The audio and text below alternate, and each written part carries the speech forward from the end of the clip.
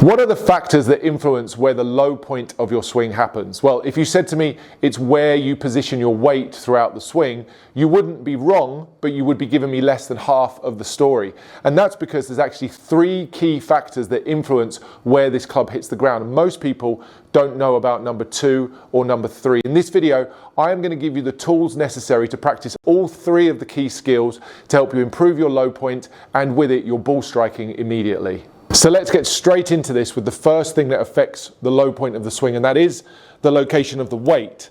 If I put my weight the most forward, all the way to the front here, all things being equal, I would be more inclined to hit the ground further forwards. And if I had my weight all the way back, I would also be more inclined to strike the ground before the ball.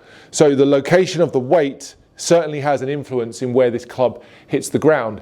And whenever we're hitting the ball from the ground, we want to hit the ball first and the ground second. We want to hit down at the ball, strike the ball first and the ground second. That's why it makes more sense to me to not only set up with more weight on the lead side, but then to swing and keep the weight on the lead side throughout the swing. Controlling the low point is defined as the first fundamental within the stack and tilt system, and weight forward are the first 2 words of the stack and tilt 10-word template. So again, it makes more sense to do it this way. Weight forward, start with the weight on the left and keep it there. This is a more consistent and a more efficient swing than the old school weight shift, which was requiring so much more in terms of athleticism, timing, and you might make it work once or twice, but it'd be very difficult to make that swing work over time. So we've moved away from that. We're going to start with the weight on the front. We're going to keep it there. We're going to make a swing where we set up with the weight favoring the lead side and then turning around that lead leg.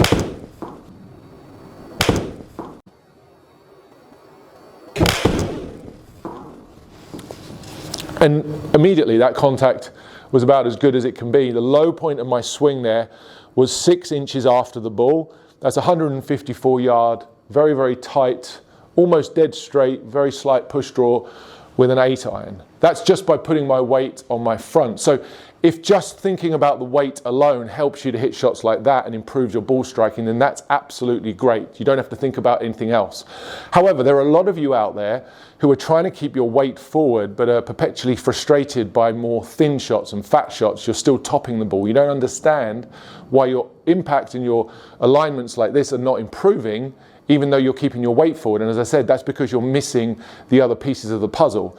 So let's jump into point number 2. So that next part is understanding and managing the swing radius.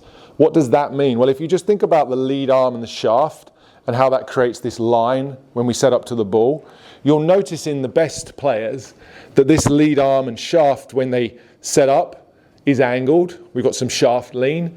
And when they hit the ball, they're able to conserve that shaft lean.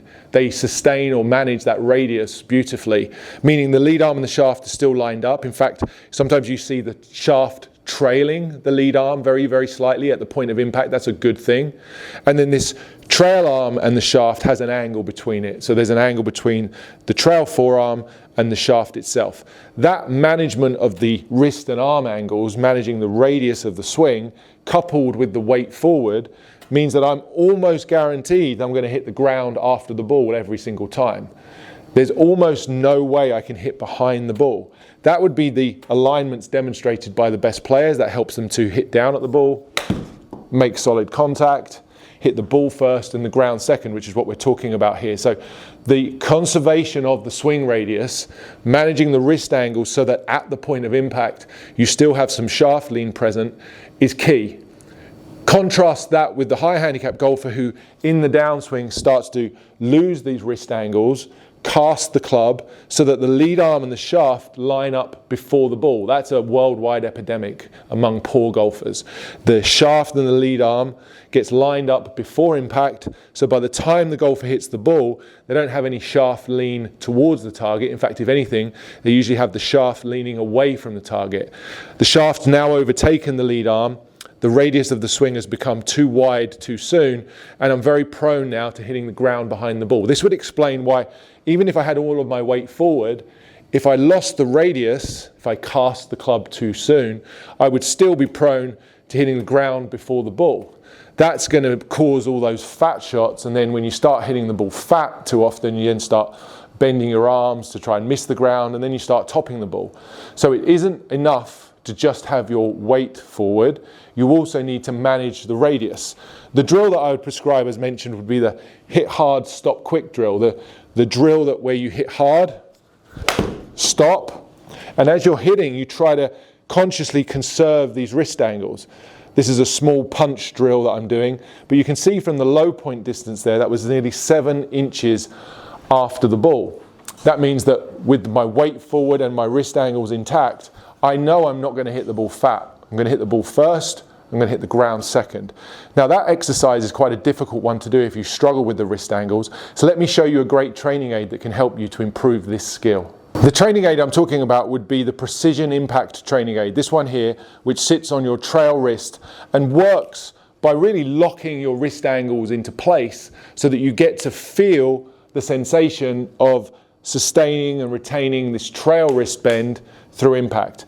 It's a very simple device which works by locking the wrist into place in the backswing. You probably heard a few little clicks there. And then as I swing back down towards the ball, this angle here is retained because the device is holding my wrist in place. So it teaches you the sensation of retaining this trail wrist extension, which is a good thing.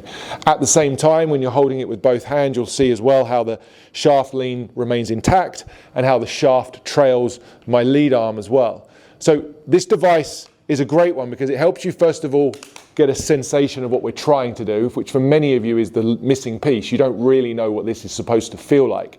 You've heard it described, you've heard people tell you that you're supposed to have shaft lean, but you don't really understand the necessary sensations here within the arms and the wrists to control this. So the first thing that this device does is teaches you that feeling through impact of how the wrist should be, and then it allows you to build up the speed and practice over time to actually hit full shots with this device on. But to begin with, I'd just encourage you to let it set and then just start punching these balls out there with these small swings. I've covered this before in previous videos where I've talked about the different types of release that you need in a golf swing. And what I would tell you to start out with is what I would call release number 1.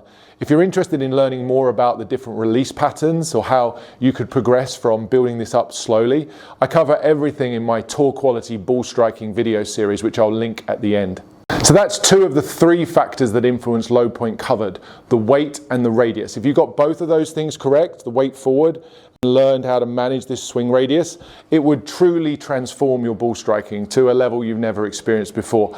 The second part of that, the radius, does take a little bit more getting used to and a little bit more training. So do make sure you put the time in with the drills. The hit hard, stop quick drill is a great one. And as I mentioned, the Precision Impact training aid will also help you to do that better. I'll put a link for that into the description of this video. But there's one final piece that we should talk about, and that's swing direction. A lot of the times this gets lost in the conversation. In fact, I barely ever hear this spoken about. But the direction of your swing will influence where the club hits the ground. Let me explain.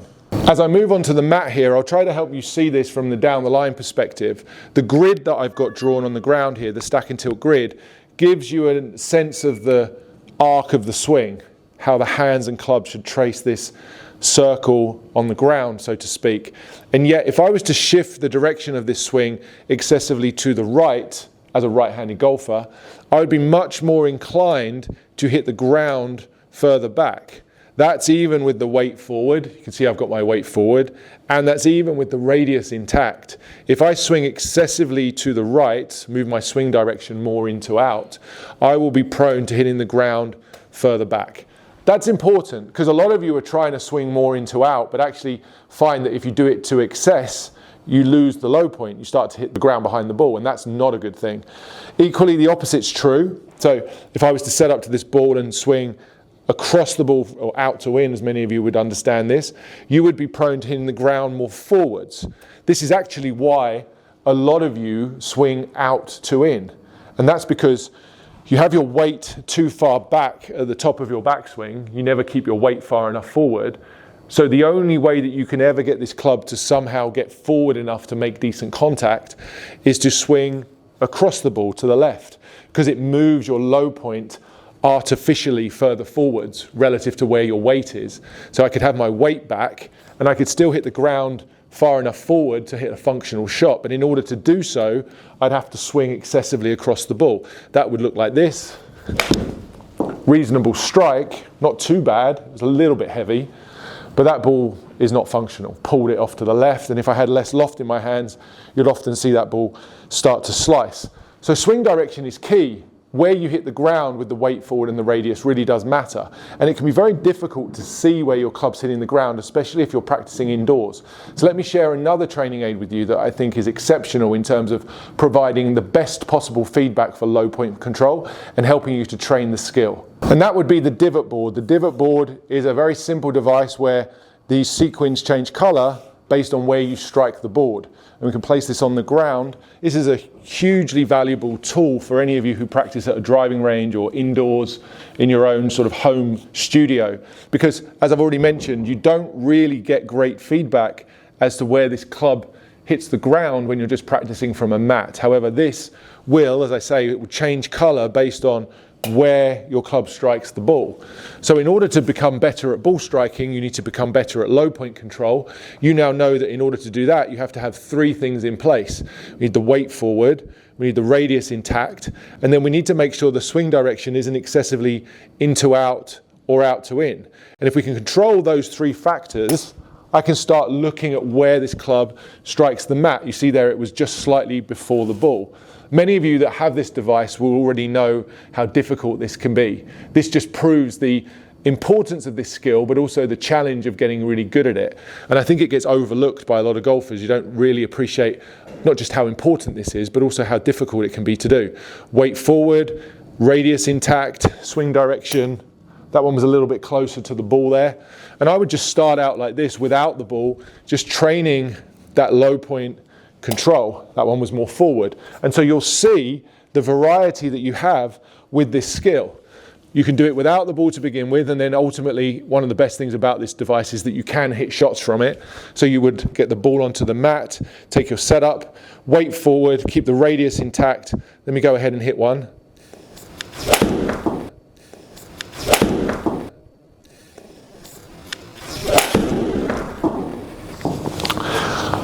Managed to get that one right when the ball was there, which is when it really matters. So that was struck perfectly. You see how the low point was after the ball, beautifully straight shot with a low point here that's exactly where it should be, completely at the ball. If you're not training with feedback or practicing with feedback, I would argue that you're not really practicing at all. Having something like this that can really tell you immediately where your club hits the ground is a tremendously valuable tool for your practice over the coming winter, but also during the season itself. Getting better at this skill will make you a better golfer directly, immediately.